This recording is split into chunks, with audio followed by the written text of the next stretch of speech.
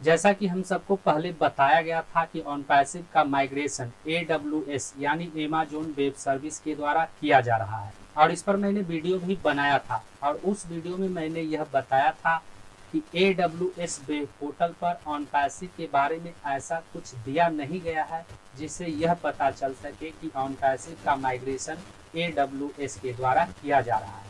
लेकिन अब जो जानकारी निकलकर सामने आया है उससे यह पता चल रहा है कि ऑन पैसिव का माइग्रेशन AWS के द्वारा नहीं किया जा रहा है, यानी अमेज़न वेब सर्विस के द्वारा ऑन पैसिव का माइग्रेशन नहीं किया जा रहा है। तो आज के इस वीडियो में हम बात करेंगे कि आखिर ऑन पैसिव का माइग्रेशन AWS के द्वारा क्यों नहीं किया जा रहा है और यदि ऑन पैसिव का माइग्रेशन AWS के द्वारा नहीं किया जा रहा है तो फिर किसके द्वारा ऑन पैसिव का माइग्रेशन किया जा रहा है।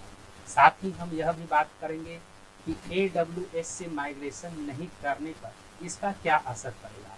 नमस्कार दोस्तों, मेरा नाम है मंथन शर्मा। तो इसके बारे में सबसे पहले मैं आपको यह बताना चाहूँगा कि ऑन पैसिव का माइग्रेशन AWS से नहीं करने को लेकर अभी तक किसी लीडर द्वारा खुलकर नहीं बताया गया है, सिर्फ हिंट दिया गया है और हिंट में सिर्फ यह कहा गया है कि ऑन पैसिव का माइग्रेशन जिस सर्वर से हो रहा था उस सर्वर को चेंज कर दिया गया है। कुछ चीज़ें हो रही हैं। बेसिकली बहुत सारा जो डाटा है उसको माइग्रेट किया जा रहा है और बहुत बहुत चीज़ें हो रही हैं। माइग्रेट कहाँ किया जा रहा है आपको शायद मालूम है। कुछ सर्वर्स चेंज हो रहे हैं, राइट। अब यहाँ पर सवाल यह उत्पन्न हो रहा है कि जब ऑन पैसिव का माइग्रेशन AWS के द्वारा नहीं किया जा रहा है तो फिर ऑन पैसिव का माइग्रेशन किसके द्वारा किया जा रहा है। साथ ही यहाँ पर दूसरा सवाल यह उत्पन्न हो रहा है कि जब ऑन पैसिव का माइग्रेशन AWS के द्वारा किया जा रहा था तो उसे चेंज क्यों किया गया। तो इसके बारे में सबसे पहले मैं आपको यह बताना चाहूँगा कि AWS से माइग्रेशन करने पर ज़्यादा रकम पे करना पड़ रहा था, इसीलिए AWS से माइग्रेशन नहीं करके दूसरे सर्वर से माइग्रेशन किया जा रहा है।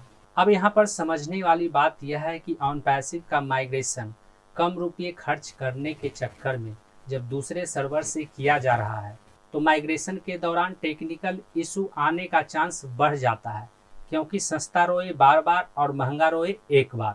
क्योंकि कम रुपये खर्च करने पर उतना फीचर नहीं दिया जाएगा जितना फीचर ज़्यादा रुपये खर्च करने पर दिया जाएगा।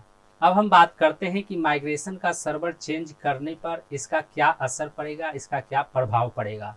तो इसके बारे में मैं आपको यह बताना चाहूँगा कि जो पहले डिसाइड किया गया था, यदि उस सर्वर से माइग्रेशन किया जाता तो हो सकता है कि माइग्रेशन करने में कम समय लगता है, लेकिन जब माइग्रेशन का सर्वर को चेंज कर दिया गया है तो हो सकता है कि माइग्रेशन होने में ज़्यादा समय भी लग सकता है।